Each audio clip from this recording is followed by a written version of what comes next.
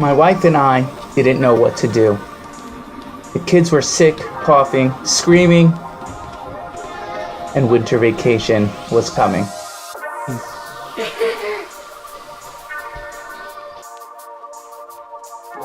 On the other hand, we wanted to go visit my sister in Massachusetts.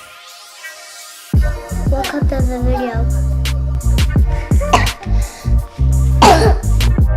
We've been planning this trip for months.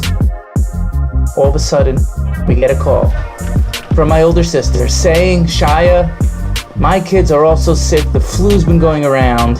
You could still come. I'd love for you to come if you want to come, but just letting you know what's going on. So the question is what are you supposed to do? Me and my wife are planning this for our kids for winter break. My kids were looking forward to going. My nieces and nephews were looking forward to having us.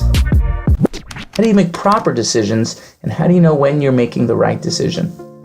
What I'd like to suggest is that when people do things when they're in a state of duress, when they're feeling anxious, worried, stressed, so then people are far from their wisdom. It becomes harder to make decisions, and they're not in their clarity.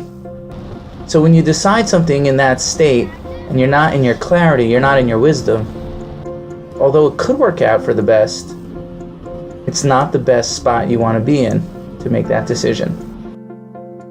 But when a person decides when they're in a higher state, when they're feeling calm, secure, stress-free, so that's the best indication that they have a clear mind and that they're closer to their wisdom. Because wisdom comes with a feeling. And when you're in that feeling of calmness, of a quiet mind, of feeling secure, that's the best spot to be in to make a decision. So when it came to going to Massachusetts with my wife and family and kids to visit my sister, me and my wife kept checking in if we're deciding from a state of duress, from anxiety, worry, or fear, or if we were deciding from a place of calm. Once we realized we were feeling calm and secure, we made our decision, and the rest was history.